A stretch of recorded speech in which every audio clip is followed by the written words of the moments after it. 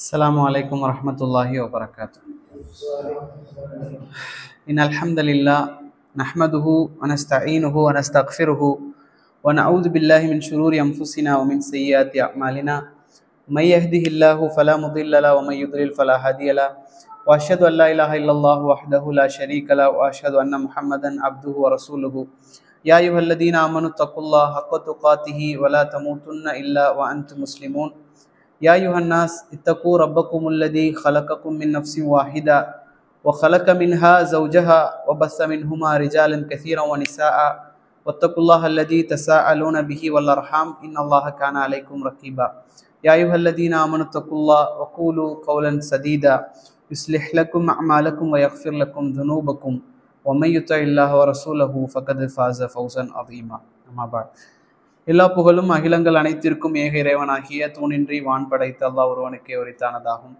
அவனது சாந்தியும் சமாதானமும் அவனுடைய இறுதி தூதர் முஹம்மது ரசூலுல்லாஹ் ஸல்லல்லாஹு அலைஹி வஸல்லம் அவர்கள் மீதும், அவர்களை பின்பற்றி வாழ்ந்த சத்திய சஹாபாக்கள், தாபீன்கள், தபா தாபீன்கள், உலமாக்கள், நல்லோர்கள், நாம் நேசிக்கக்கூடியவர்கள், நம்மை நேசிப்பவர்கள் அனைவரின் மீதும், குறிப்பாக இங்கே அமர்ந்திருக்கக்கூடிய நம் அனைவரின் மீதும் என்றென்றும் நின்று நிலவட்டுமாக. எல்லாம் அல்லாஹ்வின் நல்லடியார்களே, இன்றைக்கு இஹ்சான் முஹ்சின் என்ற தலைப்பில் பேசலாம் அப்படின்னு நினச்சிருந்தேன். அப்போ நமக்கு யாருக்காவது தெரியுமா வித்தியாசம் என்ன? இஸ்லாம்னா என்ன, இஹ்சான்னா என்ன, அல்லது முஸ்லீம்னா என்ன, முஹ்சின்னா யார், அல்லது முஸ்லீம் முஃமின் கேள்விப்பட்டிருப்போம். மூமினாக வாழணும் அப்படின்னு சொல்லி கேள்விப்பட்டிருப்போம். அப்போ முஸ்லீம்னா என்ன, முஃமின்னா என்ன, இந்த இரண்டுக்கும் சில அறிஞர்கள் வித்தியாசம் இருக்குதுன்னு சொல்கிறாங்க. சில அறிஞர்கள் இல்லை, ரெண்டுமே ஒன்று தான் அப்படின்னு சொல்கிறாங்க. ஆனால் பெரும்பாலான அறிஞர்களுடைய கருத்து என்ன அப்படின்னா, முஸ்லீமும் முஹ்சினும் ஒருத்தர் தான், ஆனால் ரெண்டையும் சேர்த்து பார்க்கக்கூடிய நேரத்தில் பிரிஞ்சிருந்தா சேரும் அப்படின்னு சொல்லுவாங்க. உதாரணமாக முஸ்லீம் எடுத்துக்கிட்டா அவன்கிட்ட இஹ்சான் இருக்கும், அவன் முஹ்சினாகவும் இருப்பான். முஹ்சினா ஒருத்தன் இருக்கிறான் அல்லது முஃமினா ஒருத்தன் இருக்கிறான், ஒருத்தன் ஈமான்தாரியாக இருக்கிறான் அப்படின்னா அவன் முஃமின். ஆனால் அவனிடத்துல இஸ்லாமும் இருக்கும், அப்போ அவன் முஸ்லீமாகவும் இருப்பான், முஃமினாகவும் இருப்பான். ஆனால் ரெண்டையும் சேர்த்து வச்சு ஒருத்தர் முஹ்சின்னா என்ன, முஃமின்னா என்ன, முஸ்லீம்னா என்னன்னு பார்க்கக்கூடிய நேரத்தில் ஈமான்னா தனி, முஃமின் ஈமான் கொண்டவன் அப்படிங்கிறது ஒரு தனி அர்த்தம் கொண்டது. இஸ்லாத்தை ஏற்றுக்கொண்டவன் முஸ்லீம் அப்படிங்கிறது ஒரு தனி அர்த்தத்தை கொண்டது அப்படின்னு சொல்கிறான். இதில் முஹ்சின் இஹ்சானோடு வாழக்கூடிய மனிதர்கள் யார் அப்படிங்கிறது தான் நம்ம பார்க்குறோம் இன்னைக்கு. இதில் நிறைய அல்லாஹ் சுப்ஹானஹு வ தஆலா குர்ஆனில் எடுத்துக்கிட்டா சில இடங்களில் முஹ்சின்களை பற்றியும் பேசுகிறான், இஹ்சானாக வாழ்கிறத பற்றியும் பேசுகிறான்.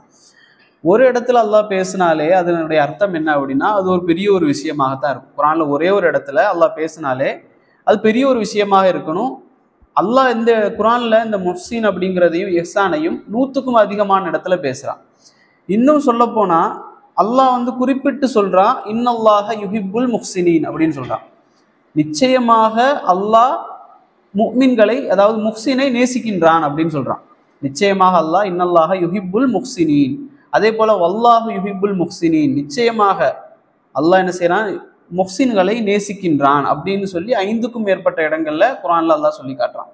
அதே போல இன்னொரு வசனத்துல 7வது அத்தியாயத்தினுடைய 56வது வசனத்துல அல்லாஹ் சொல்றான், இன்ன ரஹ்மத் அல்லாஹி, அல்லாஹ்வுடைய ரஹ்மத் யாருக்கு இருக்குது அப்படின்னு சொன்னா, கரீபும் மினல் முஹ்சினீன், மிக நெருக்கமாக முஹ்சின்களுக்கு இருக்குது அப்படின்னு சொல்லி அல்லாஹ் சுப்ஹானஹு வ தஆலா தன்னுடைய திருமறையில சொல்லி காட்டுறான்.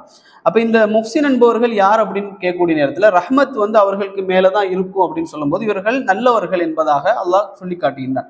அப்ப நம்ம நல்லவர்களை அடையாளப்படுத்தக்கூடிய நேரத்துல முதலாவதாக யார் வருவாங்க அப்படின்னு சொன்னா, அல்லாஹ்வுக்கும் ரசூலுக்கும் கட்டுப்பட்டு நடந்த நல்லோர்கள், ரசூல்மார்கள் முதலிடத்துல வருவாங்க. அதற்கு பிறகு நபிமார்களோடு இருந்த மக்கள், சஹாபாக்கள், அதே போல முந்தைய நபிமார்களோடு இருந்த மக்கள் எல்லோரும் அந்த பட்டியலில் வருவார்கள். அதே போல அல்லாஹ் குர்ஆன் வசனத்தில் தொடர்ந்து சொல்வான், சித்தீகீன்கள் வருவார்கள், உண்மையாளர்கள் வருவார்கள், ஷஹீதுகள் வருவார்கள், சாலிஹீன்கள் வருவார்கள். இப்படி அல்லாஹ் சொல்லி கொண்டு போய் இவர்கள் தான் நல்லவர்கள் என்றும் அல்லாஹ் அந்த குர்ஆனுடைய வசனத்துல வமை யுத்திஇல்லாஹ வ ரசூலு, யார் அல்லாஹ்வுக்கும் அல்லாஹ்வுடைய தூதருக்கும் கட்டுப்படுகிறார்களோ ஃபௌலாயிக மஅல்லதீன அன்அமல்லாஹு அலைஹிம் மினல் நபியீன வ சித்தீகீன வ ஷுஹதாஇ வ ஸாலிஹீன், அவர்கள் நபிமார்களோடும் சுஹதாக்களோடும் சாலிஹீன்களோடும் அவர்கள் இருப்பார்கள், யாரெல்லாம் அல்லாஹ்வுக்கும் அல்லாஹ்வுடைய தூதருக்கும் கட்டுப்படுகிறார்களோ. அதை தொடர்ந்து அல்லாஹ் சொல்லக்கூடிய நேரத்தில் வ ஹுஸ்ன உலாயிக ரஃபீகா, இவர்கள் தான் நல்லவர்கள், நல்ல தோழர்கள் என்று அல்லாஹ் சொல்லி காட்டுகின்றான். அப்ப இந்த முஹ்சினாக நாங்கள் இருக்கிறோமா? இந்த முஹ்சின்களுடைய பட்டியலில் வெறுமனே முஸ்லீமாக மட்டும் இஸ்லாத்தை ஏற்றுக்கொண்டு இருக்கிறோமா, அல்லது முஹ்சின்களாக அல்லாஹ் நேசிக்கக்கூடியவர்களுடைய பட்டியல்ல நாங்க இருக்கிறோமா? அவர்களுடைய தன்மைகள் என்ன அப்படிங்கிறது தான். அப்ப இஹ்சான் என்பது என்ன அப்படின்னு சொன்னா, இஹ்சானோடு நடப்பது அப்படின்னா யாரோட நடக்கணும்? முதலாவதாக அல்லாஹ்வோடு நல்ல முறையில் நடப்பது. ரெண்டே தான். இஹ்சான் என்பது 2 பேரோடு நல்ல முறையில் நடப்பது. ஒன்று அல்லாஹ்வோடு, இரண்டாவது அல்லாஹ்வுடைய அடியார்களோடு அல்லது அல்லாஹ்வுடைய படைப்பினங்களோடு, எல்லா உயிரினங்களோடும் இஹ்சானோடு நடப்பது தான் என்ன இதை குறிக்கின்றது. இப்போ அதே போல அல்லாஹ்வோடு செய்யக்கூடிய அமல்களில் இஹ்சான் தேவை. அல்லாஹ்வோடு நாங்கள் எப்படி இஹ்சானோடு இருப்பது என்று சொன்னால், அல்லாஹ்வுக்காக செய்யக்கூடிய அமல்களில் இஹ்சான் இருக்க வேண்டும். இதைத்தான் முந்தைய நபிமார்கள், அன்பியாக்கள், அதே போல சித்திகீன்கள், சாலிஹீன்கள் என்ன செஞ்சாங்க? கடைபிடித்து வந்தாங்க. இவர்களுக்கு அல்லாஹ் சொல்லி காட்டுகின்றான். இவர்கள் எப்படி இருப்பாங்க சொல்லக்கூடிய நேரத்துல, இவர்களுக்கு அல்லாஹுவை பற்றி, அல்லாஹுடைய பெயரை இவர்களுக்கு நினைவூட்டப்பட்டால் அவர்களுடைய வஜிலத் குலூபுகும், அவருடைய உள்ளங்கள் நடுங்கிவிடும். இப்படிதான் சொல்றான் அல்லாஹ் குரான்ல. அல்லாஹ் சொல்லக்கூடிய நேரத்துல அவர்களுக்கு அல்லாஹுடைய பெயர் சொல்லப்பட்டால், அல்லாஹுடைய பெயர் சொல்லப்பட்டாலே வஜிலத் குலூபுகும், அவருடைய உள்ளங்கள் நடுங்கிவிடும் அப்படின்னு சொல்றான். அதே போல இவர்கள் எப்போது அல்லாஹ்வுடைய வசனங்களை, குரானுடைய வசனங்களை கேட்கிறார்களோ அல்லாஹ் சொல்கின்றான், அவர்கள் அல்லாஹ்வுடைய குரானுடைய வசனங்களை கேட்டால் ஜாதத்துஹும் ஈமானா, அவருடைய ஈமான் அதிகரிக்கும் அப்படின்னு சொல்றான் அல்லாஹ். அப்ப ஈமான் என்பது அக்கீதால ஒரு பகுதி. என்னன்னா, நமக்கு ஈமான் அதிகரிக்க அதிகரிக்க அமல்கள் அதிகரிக்கும் அப்படிங்கிறது ஒரு வழிகட்ட கொள்கை இருக்கிறது. அது என்ன அப்படின்னா, ஈமானுக்கும் அமலுக்கும் சம்பந்தம் கிடையாது, ஈமான் தனி அமல் தனி அப்படின்னு சொல்லுவாங்க. ஆனா அது உண்மை அல்ல. அல்லாஹ் சொல்கிறான் ஜாதத்துஹும் ஈமானா, ஈமான் அதிகரிக்கும் எப்போது? அவர்கள் குரான் வசனத்தை ஓதக்கூடிய நேரத்தில், அதாவது அமல் செய்யும் பொழுது. இதுல 2 இருக்கு. ஒண்ணு என்ன அப்படின்னு சொன்னா, அமல் செய்தால் ஈமான் அதிகரிக்கும், ஈமான் அதிகரித்தால் அமலும் அதிகரிக்கும். இரண்டும் ஒன்றோடு ஒன்று தொடர்புடையது. அப்போ இதே போன்ற ஈமான் கூட வேண்டும் என்று சொன்னால் என்ன செய்யணும் அப்படின்னு சொன்னா, எப்போது கூடும் என்று சொன்னால், அதில் மிக முக்கியமான ஒரு அஸ்திவாரமான ஒரு விஷயம்தான் இதே போன்ற மஜ்லிஸ்கள். அல்லாஹுவை பற்றியும் அல்லாஹ்வுடைய தூதரை பற்றியும் பேசக்கூடிய மஜ்லிஸ்களை பற்றி அல்லாஹ்வுடைய தூதர் சொல்லக்கூடிய நேரத்துல, இந்த அல்லாஹுவையும் அல்லாஹுவை தூதருடைய விஷயங்களையும் மார்க்கத்தையும் பற்றி பேசக்கூடிய இடத்துல அல்லாஹ்வுடைய தூதர் சொல்றாங்க சக்கீனத். நாங்க அமைதியை எங்கெல்லாமோ தேடுறோம், ஆனா அல்லாஹ்வுடைய தூதர் சொல்றாங்க சக்கீனத் எங்க இறங்குது தெரியுமா? இதே போன்ற மஜ்லிஸ்கள்ல சக்கீனத் இறங்குகிறது, அல்லாஹ்வுடைய ரஹ்மத் இறங்குகின்றது. மலக்குமார்களுடைய துவா, மலக்குமார்கள் நமக்காக துவா செய்கிறார்கள் என்று சொன்னால், அல்லாஹுக்காக வாழக்கூடியவர்கள், அல்லாஹுவை மட்டுமே வணங்கக்கூடியவர்கள், எந்நேரமும் அல்லாஹுவை வணங்கி கொண்டே இருக்கக்கூடிய மலக்குமார்கள் நமக்காக துவா செய்யக்கூடிய ஒரு இடம் என்ன அப்படின்னு சொன்னா இதே போன்ற மஜ்லிஸ்கள். இன்னும் அதிகமாக சொல்ல வேண்டும் என்று சொன்னால், அல்லாஹ் ஒருவரை பற்றி பேசுகிறான் என்று சொன்னால், அல்லாஹ் ஒருவரை பற்றி பெருமையாக பேசுகிறான் என்று சொன்னால், அந்த வாய்ப்பு கிடைக்கக்கூடிய ஒரே இடம் எதுதான்? அல்லாஹ்வை பற்றி பேசக்கூடிய மஜ்லிஸ்கள். அல்லாஹ்வுடைய தூதர் சொன்னாங்க, சொர்க்க பூஞ்சோலைகள், சொர்க்க பூஞ்சோலைகளை நீங்கள் கடந்து சென்றால் நீங்கள் அமருங்கள் அப்படின்னு சொல்லி அல்லாஹ்வுடைய தூதர் சொன்னாங்க. அப்போ நாம என்ன செய்யணும்? இந்த சொர்க்க பூஞ்சோலை என்பதை நாங்க நினைவில் நிறுத்தணும். ஏன்னா சொர்க்கத்துக்காக ஆசைப்படக்கூடிய நாங்க, உலகத்துல சொர்க்க பூஞ்சோலை ஒண்ணு இருக்குது, அதுல நாங்க கலந்து கொள்ளல, அதற்கு எங்களுக்கு கஷ்டமாக இருக்குது அப்படின்னு சொன்னா ஒரு பெரிய ஒரு கைசேதம். அப்ப அல்லாஹ்வுடைய தூதர் என்ன சொல்றாங்க? சக்கீனத், உங்களுக்கு அமைதி வேண்டுமா? அல்லாஹ்வுடைய ரஹ்மத் வேண்டுமா? மலக்குமார்களுடைய துவா வேண்டுமா? அல்லாஹ் உங்களுடைய பெயரை சொல்லி, ஒரு மனிதருடைய பெயரை சொல்லி அல்லாஹ் பேசுறான். அப்படிதான் சொல்றாங்க அல்லாஹ்வுடைய தூதர். எப்படின்னா, இன்னாருடைய மகன் இன்னார் இங்க அமர்ந்திருக்கிறாரு, எதற்காக அமர்ந்திருக்கிறார் இப்படின்னு சொல்லி அல்லாஹ் மலக்குமார்களோடு பேசக்கூடிய ஒரு சபை தான் என்ன? இதே போன்ற சபை. இதே போன்ற சபை தான் ஈமானுடைய அதிகரிப்புக்கான மிக முக்கியமான ஒரு அஸ்திவாரம். அப்போ நமக்கு அமல்கள் குறைகிறது என்று சொன்னால், நம்ம வாழ்க்கையில நினைச்சு பார்க்கணும், நம்மளுடைய அமல்கள் குறையக்கூடிய நேரத்துல நமக்கு ஈமான் குறைஞ்சிக்கிட்டு இருக்கு. ஈமானை நம்மளால பார்க்க முடியாது, அமலை பார்க்க முடியும். நம்ம செய்யக்கூடிய அமலை நம்மளால பார்க்க முடியும். அப்ப அமல்கள் நமக்கு குறையக்கூடிய நேரத்தில் நம்ம நினைச்சுக்கணும், நம்மளுடைய ஈமான் உள்ள குறைஞ்சிக்கிட்டே இருக்கு. இதை அதிகரிக்க வேண்டுமா? அமல்களை நாங்கள் அதிகப்படுத்த வேண்டும். அப்ப உதாரணமாக இந்த அல்லாஹ் ரப்புல் ஆலமீன் வியாபாரத்தை பத்தி மற்ற விஷயங்களை பத்தி சொல்லக்கூடிய நேரத்துல எப்படியெல்லாம் சொல்லுவான்னு சொன்னா, நீங்கள் நடந்து சென்று வியாபாரம் செய்யுங்கள், வேட்டையாடுங்கள், நீங்கள் பறந்து செல்லுங்கள், ஜும்மா முடித்தவுடன் நீங்கள் பறந்து சென்று நீங்கள் உங்களுடைய வியாபாரங்களை செய்யுங்க அப்படின்னு சொல்லுவான். அதே ஜும்மாவை பத்தி சொல்லக்கூடிய நேரத்தில் அல்லாஹ் சொல்லுவான், யா அய்யுஹல்லதீன ஆமனு இதா நூதிய லிஸ்ஸலாத்தி மீ யௌமில் ஜுமாத்தி, மீ யௌமில் ஜும்மா, ஜும்மாவுடைய நாள் வரக்கூடிய நேரத்தில் அல்லாஹ் தொடர்ந்து சொல்வான், ஃபஸ்அவ் இலா திக்ரில்லா, ஃபஸ்அவ் இலா திக்ரில்லா. நீங்கள் ஃபஸ்அவ் அப்படின்னு சொன்னா என்னன்னா விரைந்து செல்லுங்கள். வியாபாரம் மற்ற விஷயங்களை பத்தி பேசக்கூடிய நேரத்தில் அல்லாஹ் சொல்லுவான், நீங்க பறந்து செல்லுங்கள், நடந்து செல்லுங்கள், நீங்க போய் வியாபாரம் செய்யுங்கள் சொல்லக்கூடிய அல்லாஹ் இந்த இடத்துல அமல்களை பத்தி பேசக்கூடிய நேரத்தில் என்ன சொல்றான் அப்படின்னா ஃபஸ்அவ் இலா திக்ரில்லாஹி வதருல் பை, நீங்கள் எல்லாவற்றையும் விட்டு விடுங்கள். வதருல் பை அப்படின்னா என்னன்னு சொன்னா வியாபாரத்தை மட்டும் விடுறது இல்லை, எது எல்லாம் செய்யறோமோ எல்லாத்தையும் விட்டு விடுங்கள் என்று சொல்றதா என்னன்னா இந்த வதருல் பை. அப்போ அல்லாஹ் ரப்புல் ஆலமீன் அந்த இடத்துல ஃபஸ்அவ் விரைந்து செல்லுங்கள் அப்படின்னு சொல்றான். நம்ம ஜும்மாவுடைய நேரத்துல சில பொழுதுகளில் வேலை காரணமாக மற்ற காரணங்களால தாமதமாக போகக்கூடிய ஒரு வாய்ப்பு இருந்தாலும் கூட பொதுவாக ஒரு முஸ்லிம், ஒரு முஃமின், ஒரு முஹ்சின், இஹ்சானோடு வாழக்கூடியவன் எப்படி இருப்பான்? அல்லாஹ்வுடைய தூதர் சொல்றாங்க, பாங்கு சொல்லுமே, பாங்கு சொல்வதற்கு முன்பாகவே இமாம் மிம்பருக்கு ஏறுவார். பாங்கு சொன்ன உடனே இமாம் மிம்பருக்கு ஏறின உடனே தான் பாங்கு சொல்லுவாங்க. இந்த இமாம் மிம்பருக்கு ஏறி அதான் சொல்லப்பட்டவுடன் வாசலில் 2 மலக்குமார்களை அல்லாஹ் வைத்திருக்கான். ஒவ்வொரு ஜும்மாவுக்கும் பள்ளி வாசலில் 2 மலக்குமார்கள் வாசல்ல நிற்பாங்க. இவங்க என்ன செய்வாங்க அப்படின்னு சொன்னா பேர்களை எழுதுவாங்க. நமக்கெல்லாம் தெரிஞ்சதுதான், முதல்ல வர்றவர் யாரு, 2வது வர்றவர் யாரு, 3வது வர்றவர் யாரு, அவருக்கான கூலிகளை அவர்கள் எழுதுவாங்க. முதல்ல வரக்கூடியவருக்கு ஒட்டகத்தை குர்பானி கொடுத்த நன்மை, மாடு, ஆடு, கோழி, அந்த முட்டை, இப்படின்னு சொல்லி அந்த வரிசை பட்டியலில் எழுதுவாங்க. இது எப்போ வரை எழுதுவாங்க அப்படின்னு சொன்னா இமாம் மிம்பருக்கு ஏறி அவர் முஅத்தின் அதான் சொன்ன உடனே இந்த புத்தகத்தை சுருட்டி வைத்து விட்டு அந்த 2 மலக்குமார்களும் பள்ளிவாசலுக்குள்ள வந்து அமர்ந்து குத்துபாவை கேட்க ஆரம்பித்து விடுவார்கள். அதற்கு பிறகு ஜும்மாவுக்கு வரக்கூடிய யாருடைய பெயரும் அந்த பட்டியலில் இருக்காது.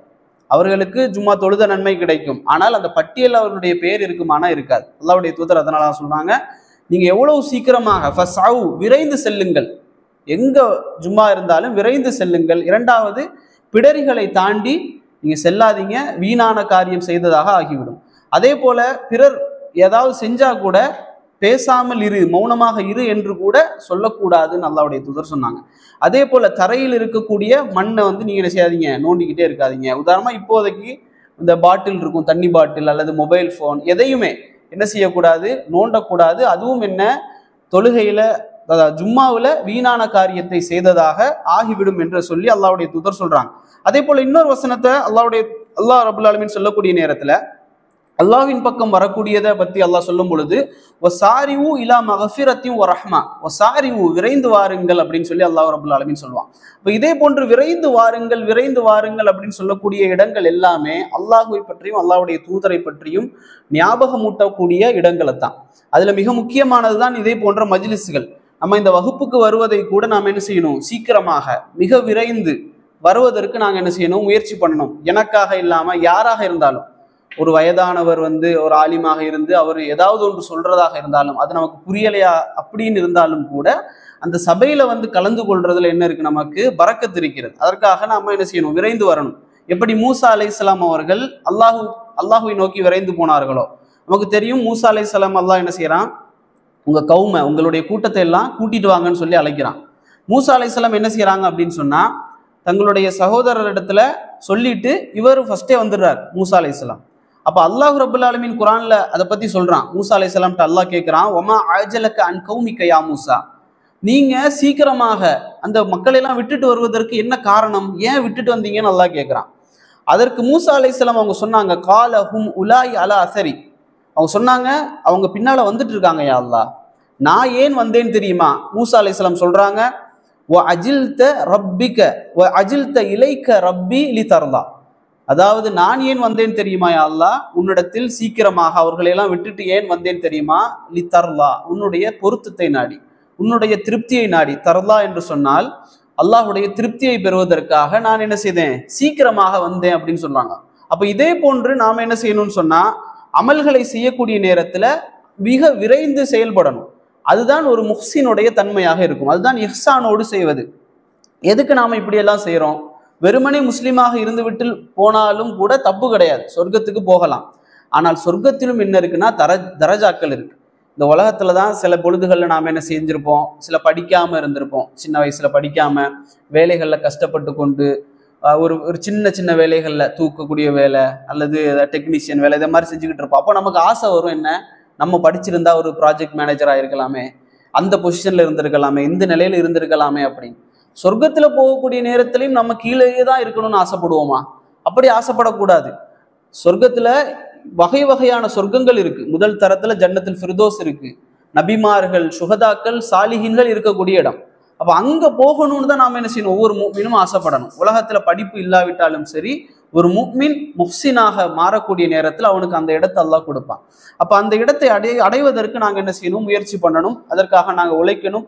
அதே போல இந்த மார்க்க கல்வியை படிப்பதற்காக முந்தைய காலத்துல எல்லாம் சலஃபுகள், முன்னோர்கள் எப்படி இருந்தாங்க அப்படின்னு சொல்லக்கூடிய நேரத்துல முஹ்சினான இஹ்சானோடு அமல் செய்யக்கூடியவர்களாக இருந்தார்கள். உங்களுக்கு தெரியும், தஹியத்துல் மஸ்ஜிதுன்னு ஒன்று இருக்கு. மஸ்ஜிதுக்கு பள்ளிவாசலுக்குள்ள போன உடனே 2 ரக்காத் பள்ளிவாசல் காணிக்கை தொழுகை அப்படிங்கிறது. தஹியத்துல் உது அப்படின்றது இருக்கு. உது செஞ்ச உடனே 2 ரக்காத் தொழுறது ஒரு தஹியத், அது ஒரு காணிக்கை. இப்படி பள்ளிவாசலுக்கான காணிக்கை, அதே போல உதுவுக்கான ஒரு காணிக்கை இருக்கு. இது யாரு கற்றுக் கொடுத்தாங்க? இது யாருடைய இதுல வருது அப்படின்னு சொன்னா, அல்லாஹ்வுடைய தூதர் ஸல்லல்லாஹு அலைஹி வஸல்லம் அவர்கள் சொர்க்கத்துக்கு போய் பார்க்கக்கூடிய நேரத்துல ஒரு காலடி ஓசையை கேட்கிறாங்க சொர்க்கத்துல. அப்போ ஜிப்ரீல் அலைஹிஸ்ஸலாம் இடத்துல அல்லாஹ்வுடைய தூதர் கேட்கிறாங்க, இது யாருடைய காலடி ஓசை? அப்போ சொல்லப்படுது பிலால் ரலியல்லாஹுடைய காலடி ஓசை. ரசூல் ஸல்லல்லாஹு அலைஹி வஸல்லம் கேட்டாங்க, நீ என்ன அப்படி அமல் செஞ்ச அப்படி? அப்ப அவர் சொன்னாரு, நான் பெருசாக வித்தியாசமாக எந்த அமலையும் செய்யல. எப்பொழுதெல்லாம் உது செய்கிறேனோ அப்பொழுதெல்லாம் 2 ரக்காத் தஹியத்துல் உது நான் தொழுது கொள்வேன் அப்படின்னு சொல்றான். இப்ப இது ஒரு சின்ன ஒரு அமல். ஒரு உது செஞ்ச உடனே 2 ரக்காத் தொழுறது என்பது ஒரு சின்னது ஒரு அமல். இந்த சின்ன அமலை செஞ்சதுக்கான கூலியை பார்த்தா பெரிய ஒரு கூலி. என்ன காரணம்? இஹ்சானோடு செய்தது. எந்த காரியத்தையும் மன ஒரு சந்தோஷத்தோடு அல்லாஹ்வுக்காக செய்கிறேன் என்ற ஒரு இஹ்சானோடு செய்யக்கூடிய நேரத்துல, அதுதான் சஹாபாக்களுடைய விஷயம். சஹாபாக்கள்ல முஆத் இப்னு ஜபல், அதே போல முஸாப் இப்னு உமைர், சாத் இப்னு முஆத்லாம் பார்த்தீங்கன்னா, சாத் இப்னு முஆத்லாம் 6 வருஷம் தான், 32-30 வயசுல இஸ்லாத்துக்கு வராரு. ஒரு 6 வருஷத்துல மௌத்தாயிடுறாரு. இவருடைய காலத்துல முஆத் இப்னு ஜபல் ரதியல்லாஹு, முஸாப் இப்னு உமைர் ரதியல்லாஹு அன்ஹு அவர்கள், இவருடைய மரணத்தின் போது அல்லாஹ்வுடைய அர்ஷ் நடுங்கியது என்று அல்லாஹ்வுடைய தூதர் சொல்றாங்க. இவர்கள் 6 வருஷம் தான் அமல் செஞ்சாங்க. நாம எத்தனை வருஷம்? கிட்டத்தட்ட ஒரு 10 வயசுல தொழுக ஆரம்பிச்சிருந்தா கூட ஒரு 30 வருஷமாக தொழுறோம். ஆனா அவங்க வெறுமனே ஒரு 2 வருஷம் 5 வருஷத்துல எல்லாம் சஹாபாக்கள் என்ன செஞ்சிருக்கிறாங்க? அமல் செஞ்சுட்டு மௌத்தாயிருக்காங்க. ஆனா அவர்களுடைய அமல் வெயிட்டானதா அல்லது நம்மளுடைய அமல் வெயிட்டானதான்னு அல்லாஹ் நிறுத்து பார்க்கக்கூடிய நேரத்தில் அவர்களுடையதுதான் வெயிட்டாக இருக்கும். காரணம், அவர்கள் இஹ்சானோடு செய்தது. நாங்க என்ன செய்யறோம்? சின்ன அமலை சின்னதாகவே பார்ப்போம், சின்ன பாவங்களையும் சின்னதாகவே பார்ப்போம். ஆனா சஹாபாக்கள் சின்ன அமல்களையும் பெருசாக பார்த்தாங்க, சின்ன பாவத்தையும் பெருசாக பார்த்தாங்க. இதுதான் சஹாபாக்களுக்கும் நமக்கும் உள்ள வித்தியாசம். அப்ப இஹ்சானோடு வாழ்வது என்பது அல்லாஹ்வுக்கும் அல்லாஹ்வுடைய தூதருக்கும் கட்டுப்பட்டு வாழ்வது போல செய்யக்கூடிய அமல்களிலையும் அல்லாஹ்வுடைய விஷயத்திலையும் இஹ்சானோடு இருப்பது. உதாரணமாக மரியம் அலைஹிஸ்ஸலாம் அவர்களுடைய வரலாறை பத்தி அல்லாஹ் சொல்லக்கூடிய நேரத்துல, அல்லாஹ் அவர்களுக்கு பிரசவத்தை ஏற்படுத்திடுறான், குழந்தை உண்டாயிடுறாங்க, பிரசவ வலி ஏற்படுது. அல்லாஹ் சொல்றான், நீங்க போங்க, அங்க தண்ணீரை குடிங்க, நீங்க திராட்சை மரத்தை குலுக்குங்க, திராட்சை விழும், அதை சாப்பிடுங்க. அதுக்கு பிறகு அவர்களுக்கு குழந்தை பிறக்குது. நீங்க நினைச்சு பாருங்க, கண்ணியத்தோடு மிக சுத்தமாக வாழ்ந்த ஒரு பெண்மணி மரியம் அலைஹிஸ்ஸலாம் அவர்கள். இவர்கள் பிள்ளைய பெத்துக்கிட்டு வரக்கூடிய நேரத்தில் அவருடைய உள்ளம் எவ்வளவு கவலைப்பட்டிருக்கும். அல்லாஹ் இந்த சோதனையை கொடுக்குறான். சும்மா நம்ம ஊர்ல இருக்கிற அந்த பிள்ளைங்க மாதிரி இல்லை. சூரா மரியம் எடுத்துக்கொண்டா அல்லாஹ் ரப்பல் ஆலமீன் அவ்வளவு பேசுவான் மரியம் அலைஹிஸ்ஸலாம் அவர்களை பத்தி. ஒரு பெண்ணுடைய பெயரை வச்சு ஒரு சூரா இருக்குன்னா சூரா மரியம் தான். அப்படி புகழப்பட்ட ஒரு பெண்மணி, கண்ணியத்தோடு வாழ்ந்த ஒரு பெண்மணி, ஒரு குழந்தையை பெற்றுட்டு வரக்கூடிய நேரத்துல எவ்வளவு சங்கடப்பட்டிருப்பாங்க, வேதனைப்பட்டிருப்பாங்க. அப்ப அல்லாஹ் சொல்றான், யாராவது உங்ககிட்ட ஏதாவது கேட்டாங்கன்னா நீங்க சொல்லுங்க, நான் நோன்பு வச்சிருக்கேன், நான் பேச மாட்டேன்னு சொல்றேன். அந்த காலத்துல நோன்புல எதுவும் இருந்துச்சு, பேசாமல் இருப்பதும் இருந்திருக்கலாம் அப்படின்னு சொல்றாங்க உலமாக்கள். நான் பேச மாட்டேன், நோன்பு வச்சிருக்கிறேன்னு சொல்லுங்க. அப்ப மௌன விரதம் மாதிரி. அப்போ என்ன நடக்குது? அவங்க அந்த சமூகத்துக்கு போறாங்க. போகக்கூடிய நேரத்துல அந்த மக்கள் எப்படியெல்லாம் பேசினாங்க தெரியுமா? நீங்க சூரா மரியம் எடுத்து பாருங்க, மக்கள் என்ன பேசினாங்க அப்படின்னு சொன்னா, நீங்க இப்படி ஒரு மோசமான வேலையை செஞ்சுட்டு வந்திருக்கிறீங்களே மரியம் அப்படின்னு கேட்டாங்க.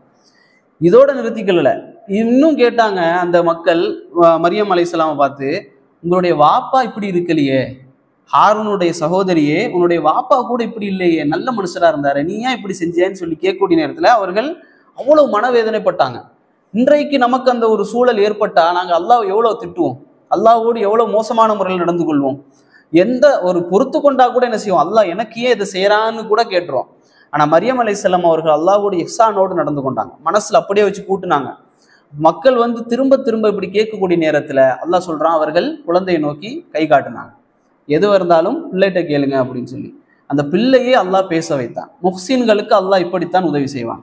அல்லாஹ் முஹ்சின்களுக்கு இப்படித்தான் உதவி செய்கிறான். அப்ப பிள்ளை என்ன சொல்லிச்சு, அந்த ஈசா அலைஹிஸ்ஸலாம் அவர்கள், Jesus peace be upon him, ஏசுநாதர் ஈசா அலைஹிஸ்ஸலாம் என்ன செஞ்சாங்க, அவங்க சொன்னாங்க, கால இன்னி அப்துல்லா, நான் அல்லாஹுடைய அடிமையாக இருக்கின்றேன். அவங்க பேசின உடனே அல்லாஹ் எப்படி பேச வைக்கல, என்னுடைய தாய் சுத்தமானவள் பத்தினி இப்படிலாம் பேச வைக்கல. அல்லாஹ் சொல்றான் இவர்களுக்கு, ஈசா அலைஹிஸ்ஸலாம் அவர்களை பேச வச்சு அவங்க சொல்றாங்க, இன்னி அப்துல்லா, நான் அல்லாஹுடைய அடிமையாக இருக்கின்றேன், நான் அல்லாஹுவால் நபியாக, இறைவனால் நபியாக அனுப்பப்பட்டிருக்கின்றேன், நான் பரக்கத் செய்யப்பட்டவன். அவங்க சொல்றாங்க, நான் இருக்கக்கூடிய இடத்தில் பரக்கத் இருக்கும், நான் பரக்கத் செய்யப்பட்டவன், எனக்கு இறைவன் தொழும்படி கட்டளையிட்டிருக்கின்றான், ஜக்காத்து கொடுக்குமாறு கட்டளையிட்டிருக்கின்றான், எப்போது வரை, நான் உயிரோடு இருக்கும் காலம் வரை அப்படின்னு சொல்லி ஒரு குழந்தை பிறந்த உடனே குழந்தை இதையெல்லாம் பேசுது.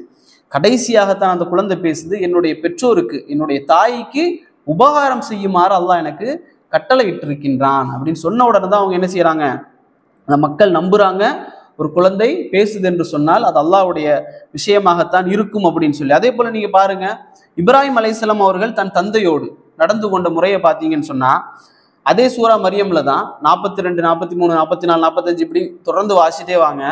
அந்த வசனங்கள் எல்லாமே எப்படி ஆரம்பிக்கும்னு சொன்னா, யா அபத்தி யா அபத்தி யா அபத்தின்னு ஆரம்பிக்கும். 4-5 வசனங்கள்ல தொடர்ந்து இப்ராஹிம் அலைஹிஸ்ஸலாம் அவர்கள் எப்படிப்பட்ட தந்தை, நம்ம கூட இருக்கிற மாதிரி இந்த தர்காக்களுக்கு போறாங்க, யாசின் ஓதுறாங்க, ஃபாத்தியா ஓதுறாங்க, பிதத் செய்யறாங்க, அதனால வாப்பாவை நான் என்ன வேணாலும் திட்டுவேன், இப்படி இல்லை.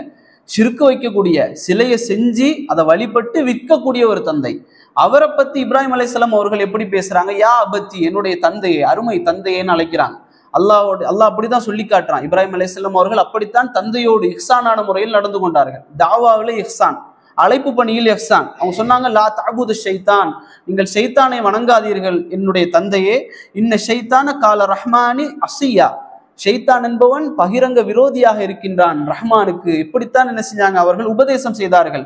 அவர்களுடைய வளர்ப்பில் வளர்ந்த அவருடைய பையன் இஸ்மாயில் அலைஹிஸ்ஸலாம் அவர்கள், அவரிடத்துல தந்தை எப்படி நடந்து கொள்றார் பாருங்க, யா புனை, என்னுடைய அருமை மகனே, யா புனை, என்னுடைய அருமை மகனே, என்ன கேட்டாங்க, நான் உன்னை அறுக்கவான்னு கேட்டாங்க.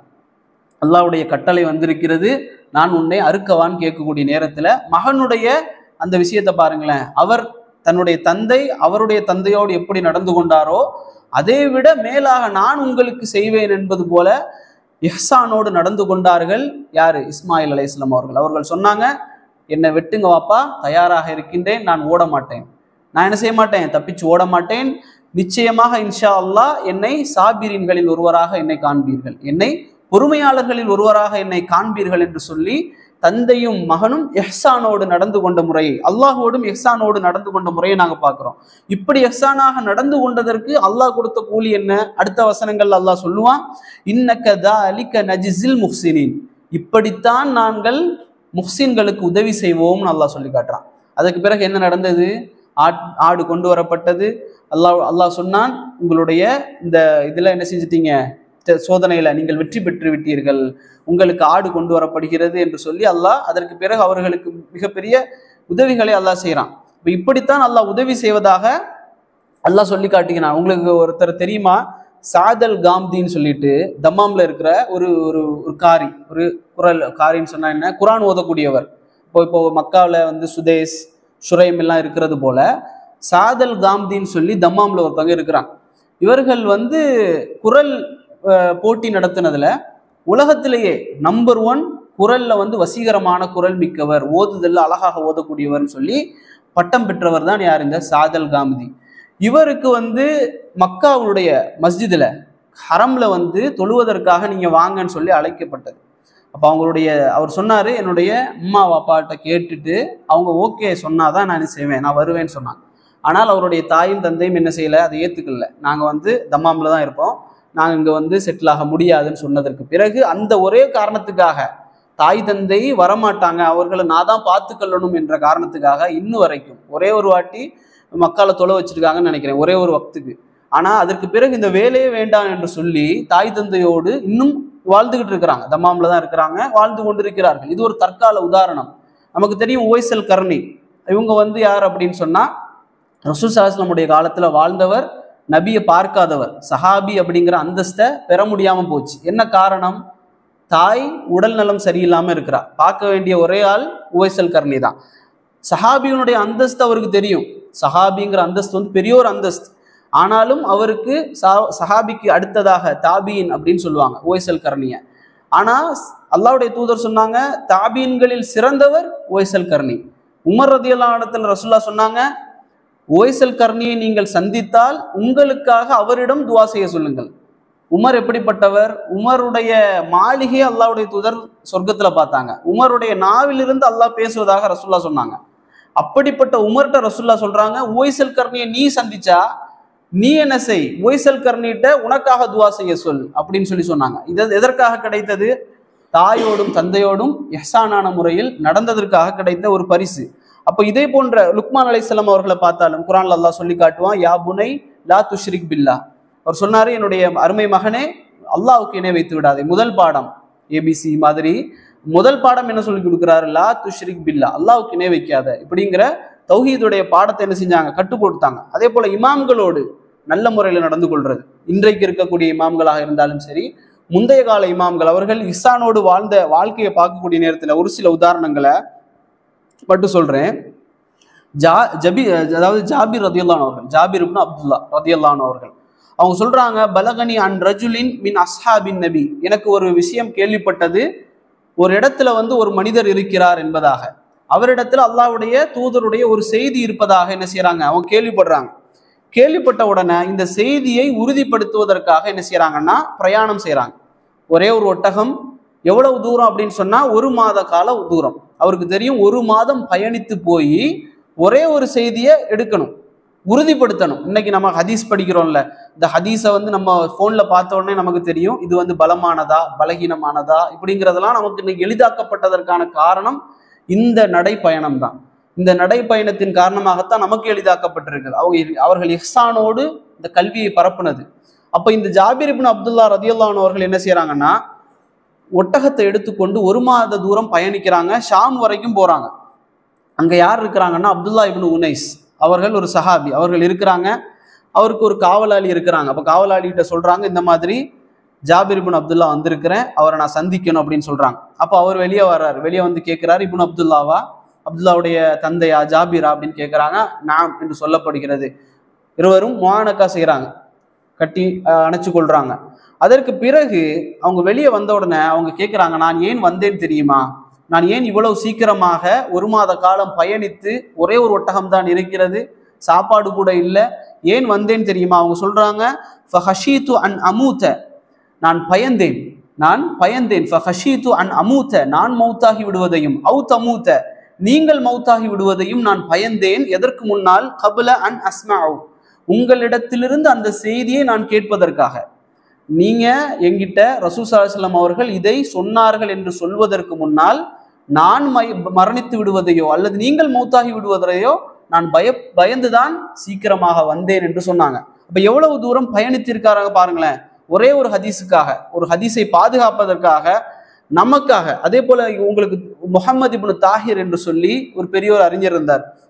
இந்த முஹம்மது இப்னு தாஹிர் என்ன சொல்றாரு, அவரும் இதே போல ஹதீஸ்களுக்காக மிக தூரங்கள் பயணித்திருக்கிறார். அவர் சொல்றாரு, அவரே சொல்றாரு அவரை பத்தி, அன்னஹு பால தமா, நான் என்ன செய்வேன், ரத்தத்தை, அன்னஹு பால தமா ஃபி தலபில் ஹதீசி மர்ரத்தைன், அதாவது நான் வந்து ரத்தத்தை சிறுநீராக நான் என்ன செய்வேன், 2 முறை நான் பயணித்து செல்லக்கூடிய நேரத்தில் 2 முறை என்னுடைய சிறுநீராக ரத்தம் தான் வந்திருக்கிறது என்று சொல்லக்கூடிய அளவிற்கு முஹம்மது இப்னு தாஹிர் ரஹிமஹுல்லா அவர்கள் பயணித்திருக்கிறார்கள்.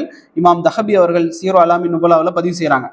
ஆனால் இன்றைக்கு இந்த கல்வி நமக்கு எந்த அளவுக்கு லேசாக்கப்பட்டிருக்கிறது. இருந்த இடத்தில் நமக்கு கல்வி எடுக்கலாம், ஒரு பிரச்சனை கிடையாது.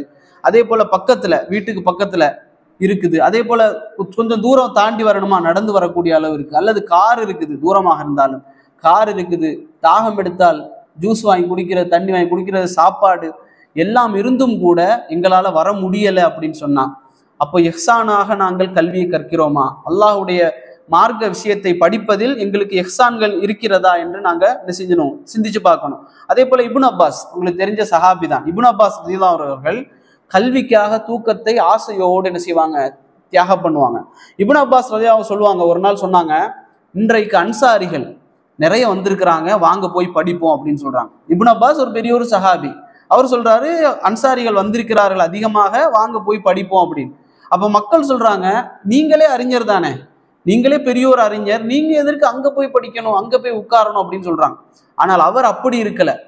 இன்றைக்கு நீங்க பார்க்க முடியுமா, ஏதாவது ஒரு அறிஞரை வந்து இன்னொரு அறிஞருடைய சபையில, ஏதாவது ஒரு மார்க்க அறிஞர் இன்னொரு மார்க்க அறிஞருடைய சபையில உட்கார்ந்து கல்வி கற்பதையோ பயான் கேட்பதையோ பார்க்கவே முடியாது.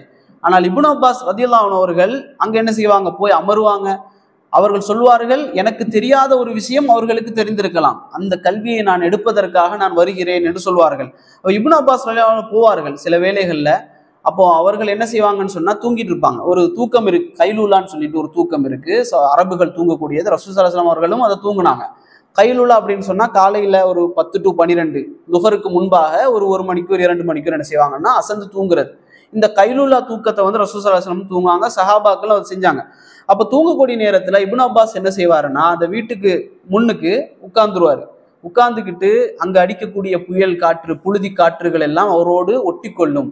அவர் சொல்றாரு, என்னுடைய ஆடை என்ன செய்வேன், தலையணையாக வைத்து நானும் என்ன செய்வேன், வெளியில் படுத்துக்கொள்வேன். அதற்கு பிறகு என்ன செய்வாரு, அவர் வெளியே வருவார். வெளியே வந்த உடனே கேட்பாரு, இப்னு அப்பாஸ் அவர்களா, நான் வந்திருப்பனே, நீங்க சொல்லியிருந்தா இந்த செய்தியை நான் உங்களுக்கு சொல்வதற்காக நான் வந்திருப்பனே அப்படின்னு சொல்லுவாங்க. இப்னு அப்பாஸ் சொல்லுவாங்க, லா, நீங்க வரக்கூடாது, படிக்க வந்தவன் யார், நான் தான், அதனால் நான் தான் என்ன செய்ய வேண்டும், வர வேண்டும் என்று சொல்லி இப்னு அப்பாஸ் ரலியல்லாஹு அவர்கள் சொல்வார்கள். பெரிய ஒரு அறிஞராக இருந்தாலும் இதே போன்ற இஹ்சானோடு கல்வி கற்கக்கூடியவர்களாக இருந்தார்கள். இது வந்து அல் பிதாயா வன் நிஹாயா அப்படின்னு சொல்லி ஒரு கிதாப் இருக்கு, இப்னு கசீர், இமாம் இப்னு கசீருடைய அல் பிதாயா வன் நிஹாயா, தொடக்கமும் முடிவும் அப்படிங்கிற புக்கு. இது தமிழ்ல நிறைய இருக்கு, அதாவது நபிமார்கள் வரலாறுன்னு சொல்லி ஒரு 10-12 பாகங்களாக வந்திருக்குது. அப்ப இமாம் புகாரிய உங்களுக்கு தெரியும், இமாம் புகாரி அவரை பத்தி நாங்க படிக்கக்கூடிய இடத்துல இன்றைக்கு சில பேர் எல்லாம் வந்து புகாரியை வந்து அப்படி பேசிட்டு போயிடுவாங்க. ஆனா இமாம் புகாரி அவர்கள் எப்படி இருந்தாங்க தெரியுமா, நமக்கு இரவுல தூக்கம் வருதுன்னு வைங்கள, இடையில யாராவது எழுப்புனா நமக்கு வரும். சில பேர் வந்து இந்த யூரின் வந்தா கூட எந்திரிச்சு போக மாட்டோம், தூக்கம் கெட்டு போயிடும் அப்படிங்கிறதுக்காக. ஆனால் இமாம் புகாரி அவர்கள் தூங்கக்கூடிய நேரத்துல அவங்க சொல்றாங்க, 20 மர்ரா 20க்கும் மேற்பட்ட தடவை என்ன செய்வாங்கன்னா இரவுல முழிப்பாங்க. என்ன காரணம், தூங்கி கொண்டிருக்கக்கூடிய நேரத்துல அவங்க படிச்ச சில ஹதீஸ்கள் ஞாபகத்துக்கு வரும். உடனே என்ன செய்வாங்கன்னா முழிப்பாங்க, உது செய்வாங்க, 2 ரக்காத் இஸ்திகாரா செய்து தொழுவாங்க, இஸ்திக்ஃபார் செய்து தொழுது விட்டு அந்த ஹதீஸை எழுதி வச்சிருவாங்க. இப்படி ஒரு நாளைக்கு 20க்கும் மேற்பட்ட தடவை அவர்கள் எழுதி வைப்பார்கள் என்று பதிவு செய்யப்படுது. எப்படிப்பட்ட இமாம் புகாரி, அவர்களை பத்தி பேசக்கூடிய நேரத்துல சும்மா புகாரி பக்கத்து வீட்டுக்காரர் மாதிரி பேசக்கூடாது. இமாம் புகாரி ரஹிமஹுல்லா, அவருக்காக ஒரு சின்ன ஒரு துவா செய்துட்டு போறதுல என்ன கஷ்டம். அப்ப இமாம்களோடு நாங்கள் எந்த முறையில நடந்து கொள்ளணும். 10 வயதுல குர்ஆனை மனனம் செய்தவர் இமாம் புகாரி. சிறு வயதுல கண் தெரியாம இருந்தவர்.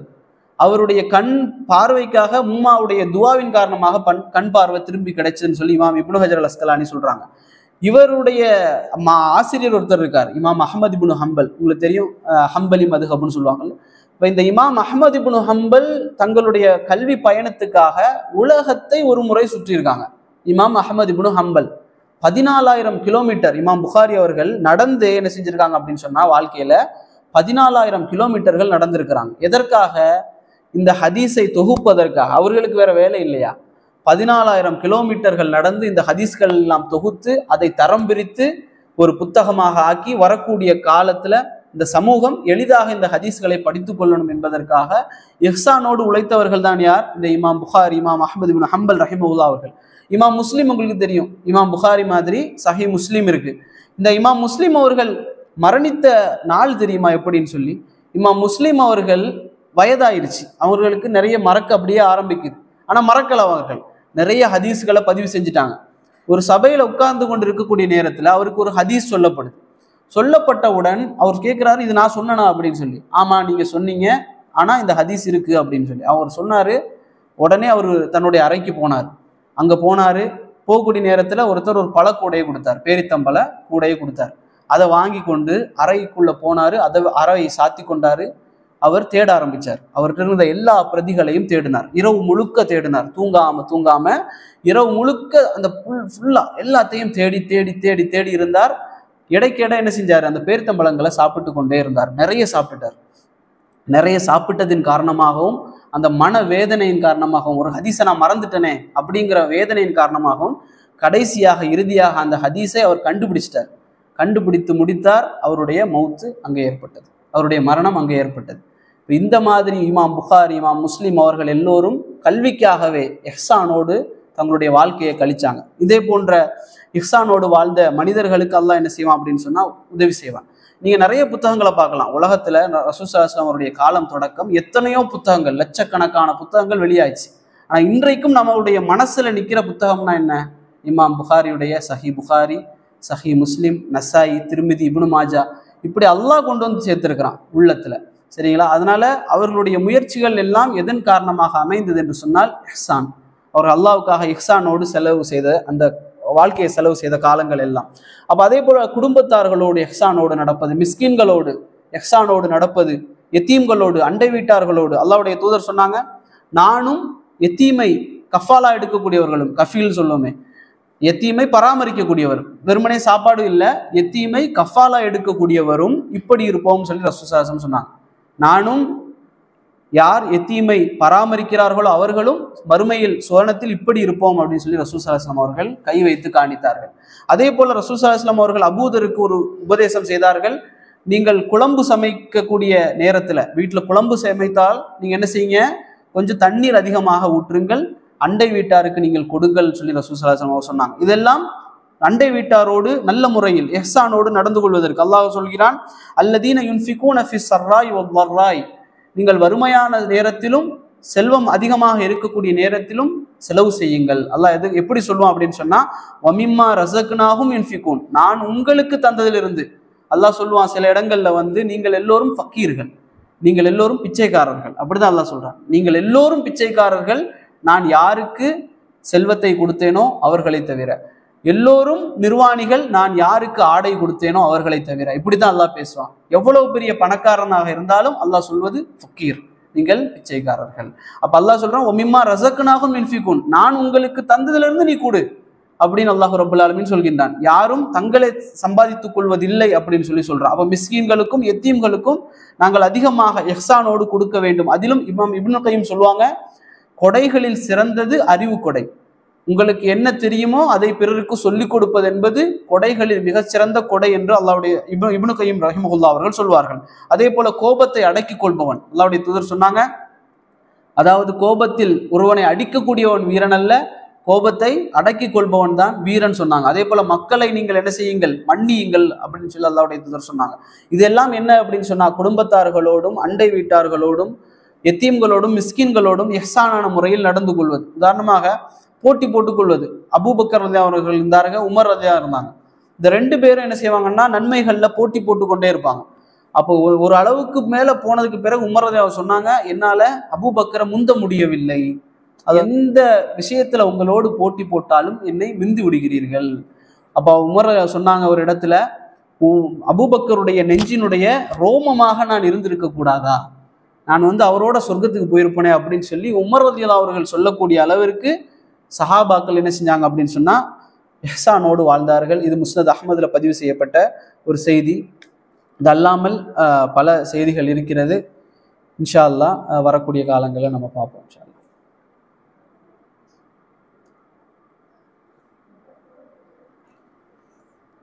அல்லாஹ் ஃபிக்ஹ் வகுப்பு எடுப்போம் இன்ஷா அல்லாஹ்.